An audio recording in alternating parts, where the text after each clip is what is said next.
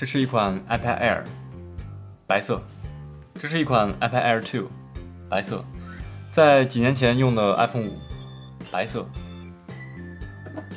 然后今年的 6S， 白色。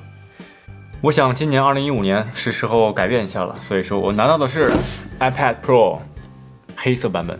接下来我们拆封，看看它里面装了什么。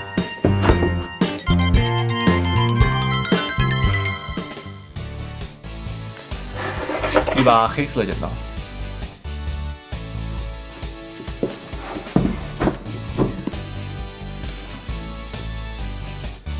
米哥等了这一款 iPad 等了1年，足足1年。这是我今年本年度最期待的产品。虽然很早就知道它是一个放大版的 iPad Air 2，但它仅仅是放大版的 iPad Air 2嘛，然后我觉得应该不至于如此。非常开心的能够这么快拿到它。哇，打开之后呢，非常漂亮，漂亮至极。因为这也是本身米哥第一次用黑色的平板 iPad。哇，哇，哇，感觉拿起来好爽啊 ！OK， 这先放一边，然后我们可以看到这上面有一个 iPad 的充电器，还有一个这次的包装非常别致啊。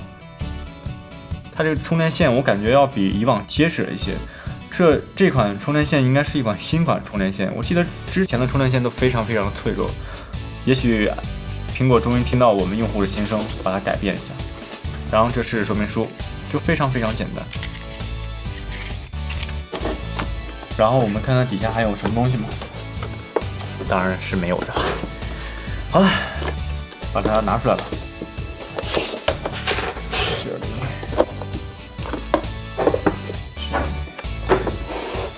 然后呢，这就是 iPad Pro， 这个也放一边。非常非常开心可以拿到这个东西。哇，好帅的苹果标志！这就是太空黑，还是太空灰？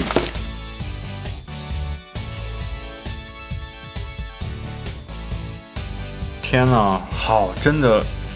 之前总是在视频上看到，但是从来，如果你现在真的是把它拿到手上的话，你会觉得它非常非常的大，非常非常的大。但是呢，今天这 iPad Pro， 米哥为什么要每一年换一款 iPad？ 之前在做 iPad Air 的评测的时候，我当时就说 Air 不是 Air 2， 我就说这款平板大概能用2-3年。哎，确实我还依旧留着它。后来为什么买 iPad Air 2？ 是因为我觉得它更薄，然后效率更高，而且还有一个指纹识别。我当时特别喜欢指纹识别。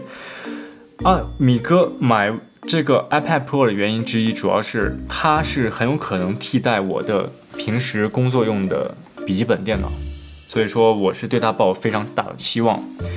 iPad Pro 如果你单纯的买到一款机子，而不买任何键盘的话，我觉得是一大非常大的损失。但是因为呢，今天米哥去了苹果店，然后问了之后，他说苹果键盘还不知道什么时候上市，我没有办法，我只好买了一个替代产品。但是这款替代产品，这是一款罗技的一款针对 iPad Air 的一款键盘。但是当时米哥在买了这一款键盘之后，虽然它是一个 full size case 是吧，是一个全尺寸的，但是用起来非常非常的别扭。首先它是蓝牙连接的，它必须充电，非常的麻烦。然后当时用的时候，手必须这样去打，这样打字，特别难过。所以说，米哥这次换了一个罗技的新版。这个键盘呢叫做，也是罗技为了苹果 iPad Pro 专门定制了一款，叫做 Create。我们先看一下这个键盘，因为我觉得 iPad Pro 键盘是非常非常重要的一部分。之前，如果我说我之前从来没有推荐过说大家买 iPad Air 要买键盘，我觉得那种使用体验是怪怪的，是一种很奇怪的感觉。但是这一次 iPad Pro 呢，一定要配一款。大家可以看到这款键盘，看起来这个颜色呢是正好匹配这个黑色版的 iPad Pro， 所以我就把它搭上去。这怎么打呢？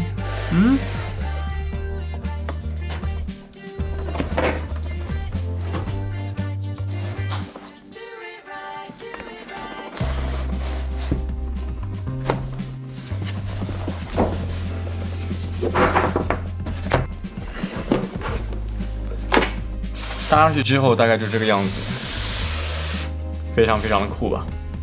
然后让我想起了最近在使用的 Surface Book， 所以这就是 iPad Pro 搭了键盘之后可不可以成为一款笔记本。那么 iPad Pro 使用体验到底如何？